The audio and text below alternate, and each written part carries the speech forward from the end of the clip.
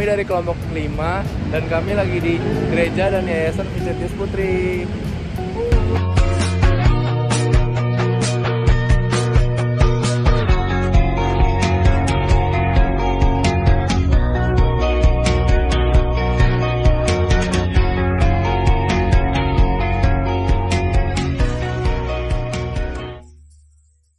Selamat sore, Suster.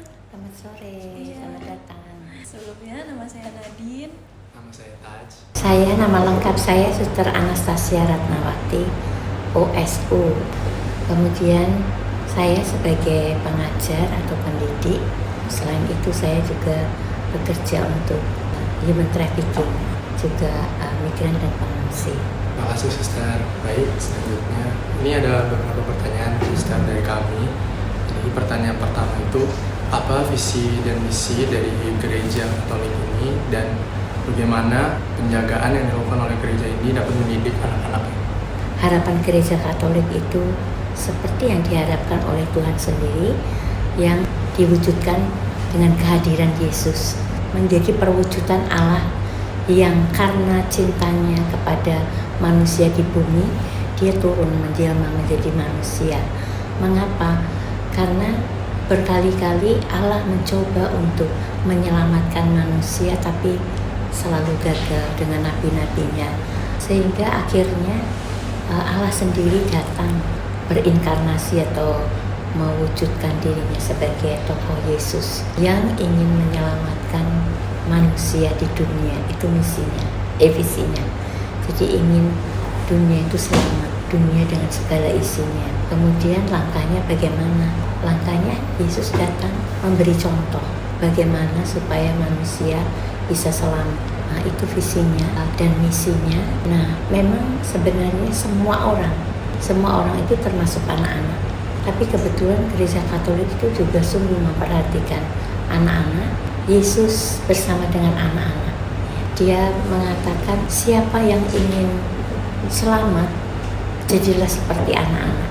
Maksudnya bahwa anak-anak itu dianggap oleh gereja Katolik murni hatinya. Dia mengatakan kebenaran.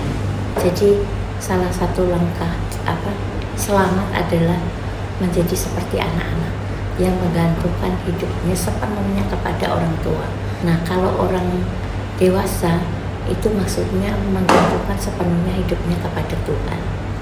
Tuhan sebagai orang tua mereka. Karena Yesus mengatakan, datanglah kepadaku, hai anak-anak. Jadi di situ digambarkan bahwa Tuhan betul-betul mengasihi anak-anak. Itu diterjemahkan oleh gereja Katolik, pendidikan itu penting.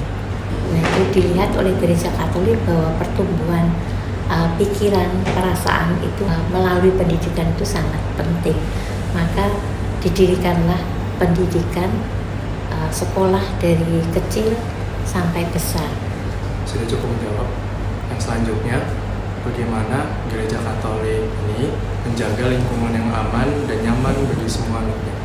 Gereja Katolik itu sangat memperhatikan anak-anak seperti yang saya sampaikan, tapi begitu anak-anak banyak terancam. Anak-anak sering dicelakakan oleh orang dewasa.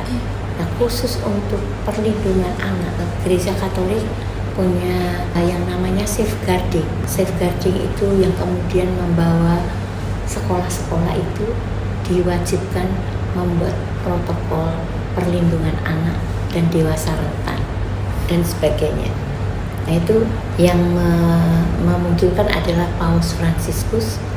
Safeguarding ini mengundang semua institusi di dalam gereja itu harus memiliki protokol perlindungan anak dan dewasa rentan. Jadi tindakan, kata-kata, sikap itu diatur sebagaimana mestinya agar tidak terjadi pelecehan seksual. Baik, Suster, terima kasih atasnya. Mungkin ada pertanyaan lebih lagi dari rekan saya. Selanjutnya pertanyaannya itu, apakah gereja Katolik ini bekerja sama dengan pemerintah atau lembaga lainnya yang terkait? Ini hubungan safeguarding ya. Ya.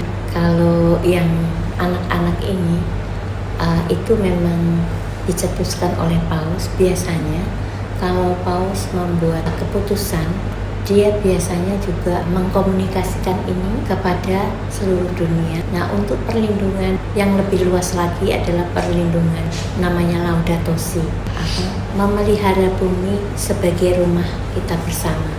Nah, itu bekerja sama dengan GOV, dengan PBB, dengan negara-negara Eropa, negara-negara Asia dan Afrika dan seluruhnya.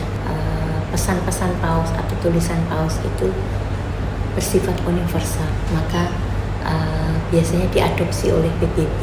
Terima kasih atas jawabannya tadi. Bagaimana perspektif suster terkait perlindungan anak di Gereja Katolik ini? Jadi menurut saya, cintailah anak-anak, tolonglah dia ketika dia mengalami pengalaman yang traumatis, segera dilakukan supaya dia stop pelecehan seksual atau tindakan-tindakan kriminal. Itu sumbernya di situ, sumbernya masa kecil itu, agar dihentikan dan dia menjadi manusia dewasa yang normal. Jadi menurut saya masa kanak-kanak harus dijaga dengan sangat baik. Sebelumnya terima kasih Sister sudah menjawab semua pertanyaan kita dan meluangkan waktunya untuk kita. Terima kasih, Terima kasih, sama-sama.